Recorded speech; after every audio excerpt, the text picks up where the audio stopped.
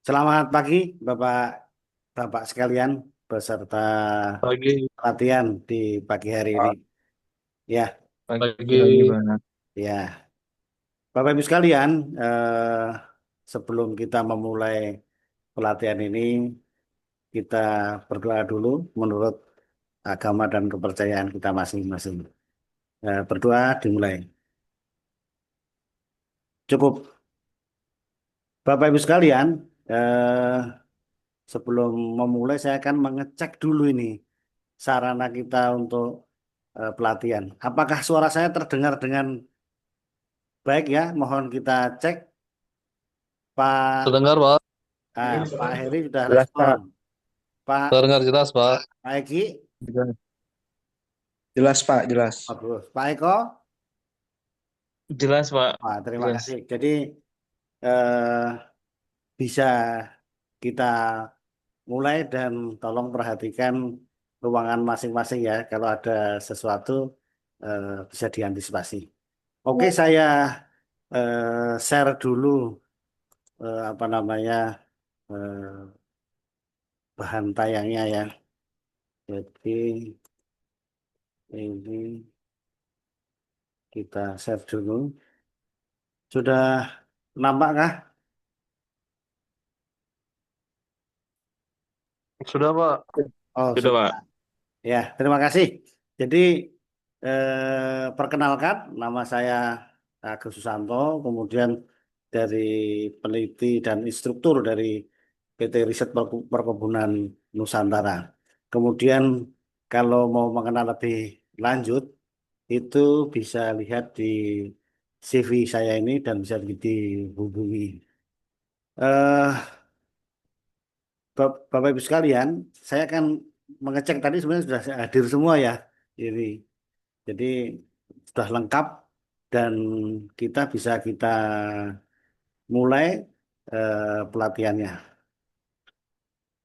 Bapak Ibu sekalian, jadi kita bikin aturan eh, mainnya bahwa meskipun jarak jauh nanti kalau mau apa, kalau bisa memang Makanan scan ini ya. mending kita kasih apa Nah, konsen. oke. Em, kemudian mohon dimatikan apanya, Makanan ini.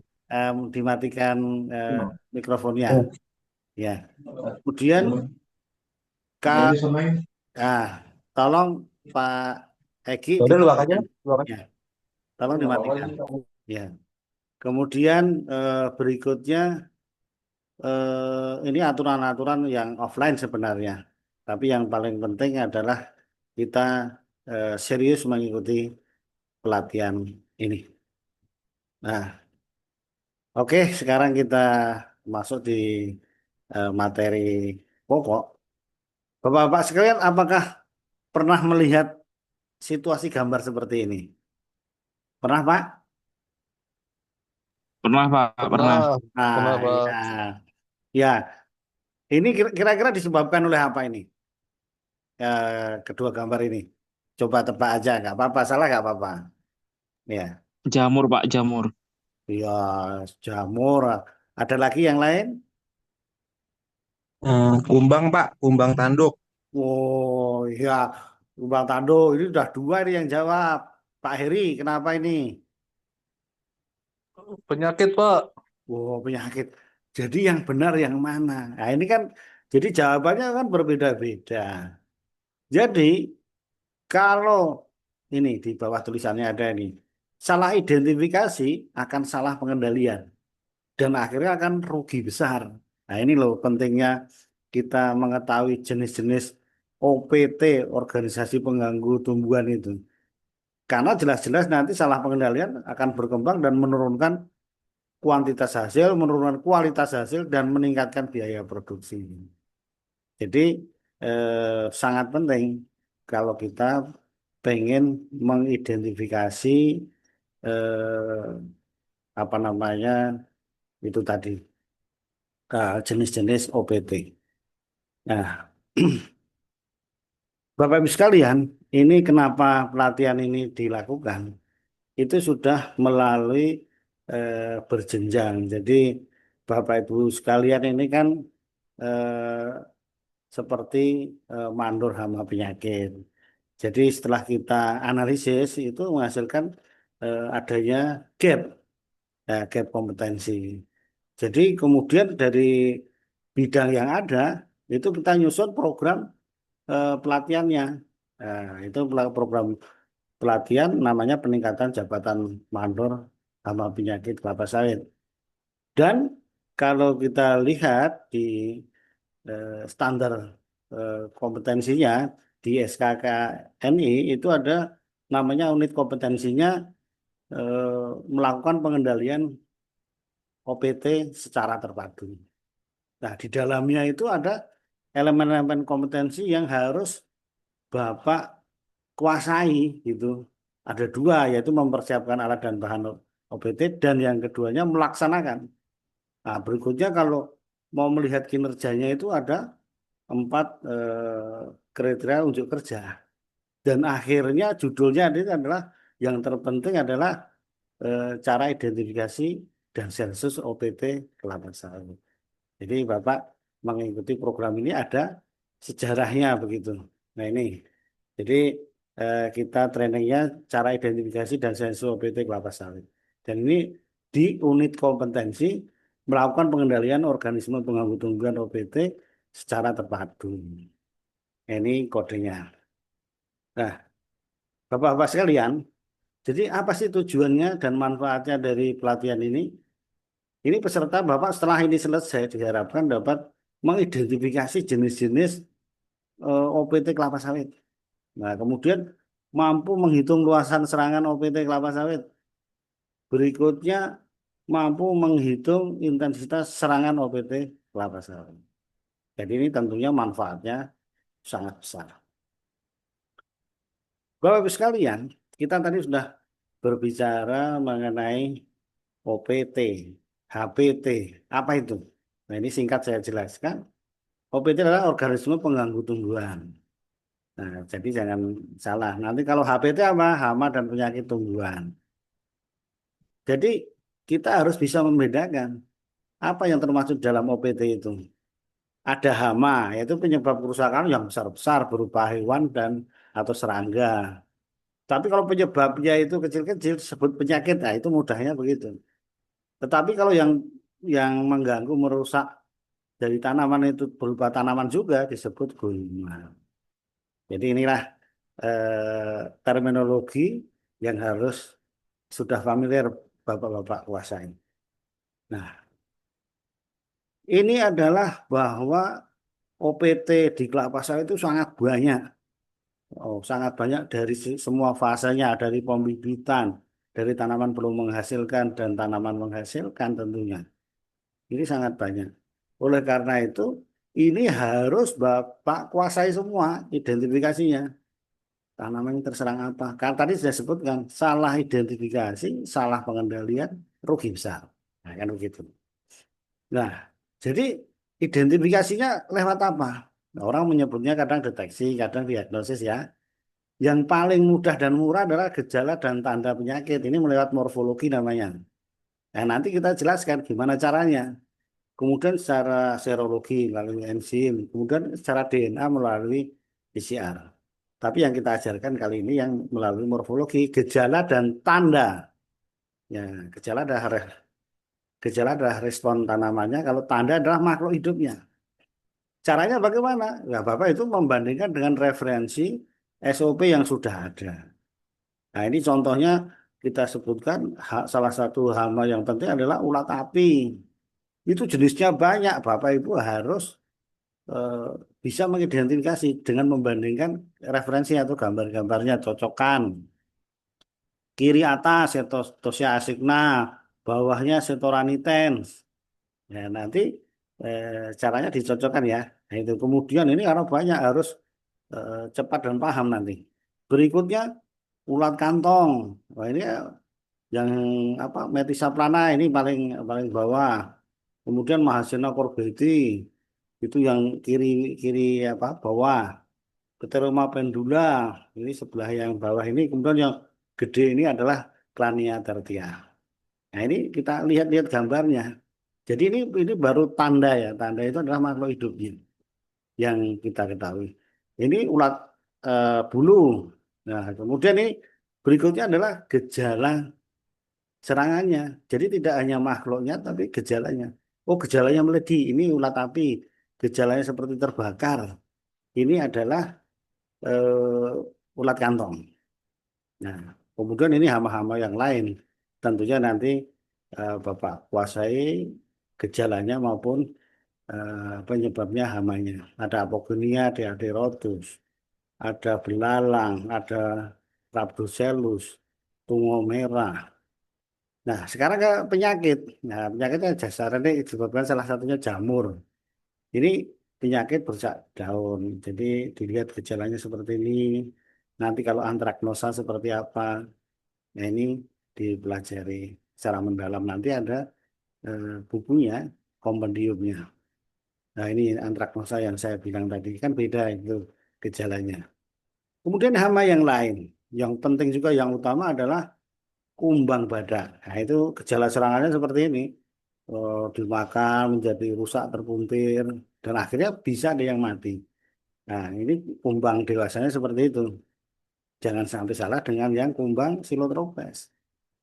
Nah, kemudian kalau penyakit ya, sekarang masuk penyakit. Tadi sudah bercak daun sudah. Sekarang adalah penyakit yang paling penting adalah penyakit busuk pangkal batang Ganoderma. Ya, itu gejalanya ya tumbang karena busuk tadi ya. Tetapi tandanya adalah ini tubuh buah Ganoderma. Berikutnya, nah tadi kita sudah tahu cara mengidentifikasi ya gejala maupun tandanya. Gambar-gambarnya dicocok-cocokkan saja, ya, mudahnya begitu. Ya, kemudian eh, dari yang pertama ini ada pertanyaan Bapak-Bapak, jelas ya? Jelas, Pak. Oke, iya, terima kasih. Jelas, jelas, Pak. Nah, kita sekarang masuk yang poin materi kedua, menghitung intensitas serangan dari hama OPT tadi. Eh, Intensitas serangan maupun luasnya, karena cara menghitungnya Bapak Ibu harus tahu kerugiannya berapa supaya tahu. Yang pertama adalah kita ngomongkan dengan penyakit atau yang apa ini ya, penyakit yang sifatnya bisa mematikan atau disebut monosiklik. Nah, contohnya penyakit Ganoderma.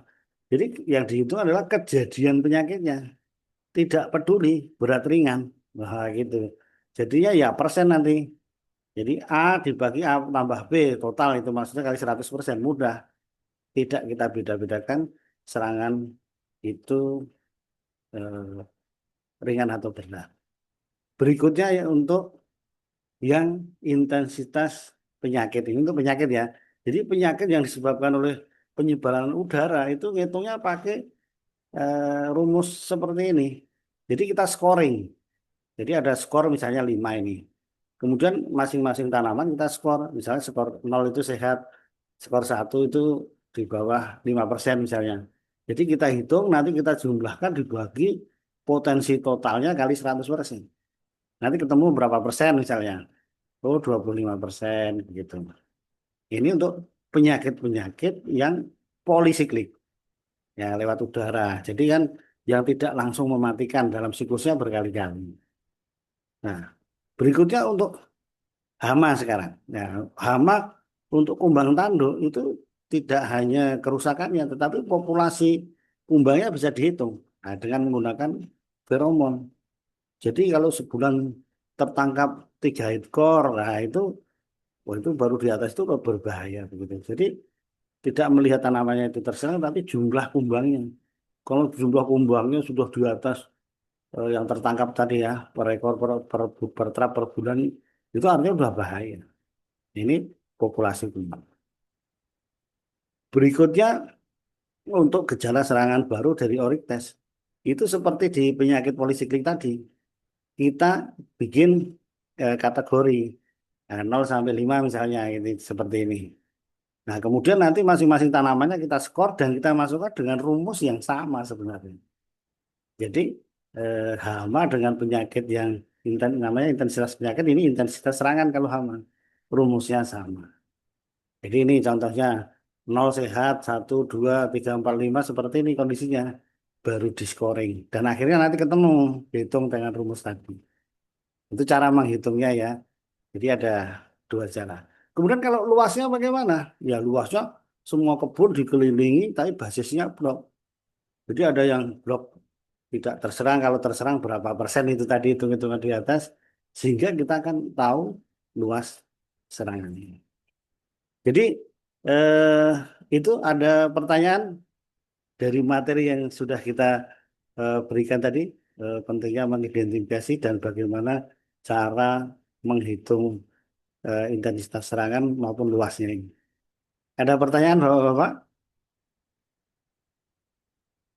Cukup jelas? Cukup Pak, cukup Pak. Oh, cukup. Ya, nanti kita buktikan nanti kalau apa. Eh, jadi kita simpulkan dari yang penjelasan tadi saya tadi bahwa mengidentifikasi OPT itu paling mudah dan murah menggunakan morfologi gejala dan tanda serangan OPT ya, dengan membandingkan referensi yang sudah ada. Nah, kemudian menghitung intensitas serangan hama dapat melalui populasi hamanya maupun rumus yang polisiklik tadi, rumusnya ada. Kemudian kalau penyakit yang monosiklik itu namanya kejadian penyakit, contohnya ganoderma.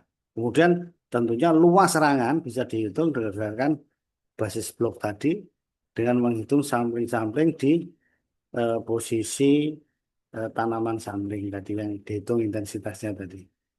Kemudian bisa di rata-rata. Itu kesimpulannya, saya kira penjelasan saya di pelatihan ini. Kemudian saya akan menyampaikan pertanyaan ini ke Bapak-Bapak sekalian, mohon bisa dijawab. Ya. Satu, bagaimana menyatakan berat ringan serangan ulat api? Silakan ini Pak Eko, gimana Pak? Halo, Iya Pak, bagaimana? berat ringan serangan mungkin langsung diidentifikasi langsung ya Pak, yang seperti Bapak bilang tadi. Oh iya Pak, Eh, nggih. Langsung disesuaikan dan dicocokkan Iya. kira-kira ini masuk ke kriteria mana gitu tuh Pak. Ada Oh, beberapa kriteria betul. juga Ya. gitu. Iya betul. Sudah betul Pak. Ada, Jadi dibandingkan kemudian intensitasnya di kategorinya dijelaskan, diklasifikasikan. diklasifikasikan, Dikategorikan. baru dihitung. Waduh, ya udah. Betul Pak, betul. Ya, bagus ini. Kemudian yang kedua, bagaimana kalau penyakit Ganoderma bagaimana ini? Gimana Pak Eko lagi lah ini ya? Ya, gimana Pak Eko bedanya sama yang ulat api Ganoderma ini gimana? Kalau Ganoderma kayaknya langsung dihitung berapa persen gitu Pak. Oh, Mungkin apa saya kira gimana ya udah Pak? Kayaknya mudah. gitu. Iya, iya, betul, betul. Iya Karena Pak. langsung dihitung, karena nggak dibedakan antara berat dan ringan kan, langsung berapa persen gitu kan. Ini namanya Betul memang Pak. kejadian penyakit Ganoderma. Wadah, terima kasih Pak Eko, nampaknya masuk semua ini penjelasan saya ini. Ya. Oke, terakhir ini saya akan ini yang kerjakan semua ya, Bapak-bapak ya, ada dua soal ini. Tolong nanti jawabannya di apa ya? Kok ini pertanyaan di chat kita ini ya, Pak ya. Nanti tolong diketik ya. Oke, Pak Heri ya, Pak Eki ya. Baik. Ya Pak, baik Pak. Ya evaluasinya ini berikut ya, hama utama kelapa sawit kecuali ulat api, orites, sapi, tikus. Dua, apa penyebab penyakit busuk pangkal batang? Trichoderma, Spodoptera, jamur, Ganoderma. Silahkan ditulis di situ. Saya tunggu ya. Di, di chat Pak. Di chat atau di Di chat aja di chat ya. Nanti saya buka. Oke. baik Pak. Ya, sebentar aja, sebentar. Udah ya. Terus jangan dicoret-coret, Pak Heri. Ini. Oke, terima kasih udah pada jawab semua. Wah, ternyata betul semua jawabannya. Nah, terima kasih. Jadi berikut hama utama kecuali sapi, ya kan? Kecuali sapi. Kemudian ini Ganoderma disebabkan oleh Ganoderma. Nah, kemudian ini sebelum selesai eh, pelatihan ini ada tugas tambahan, yaitu Pak Heri, Pak Egi, dan Pak Eko supaya membuat kondisi kebun Bapak terhadap hama penyakit yang ada. Nah, dan kita kumpulkan pada sesi berikutnya 2 hari lagi. Oke, Pak, setuju?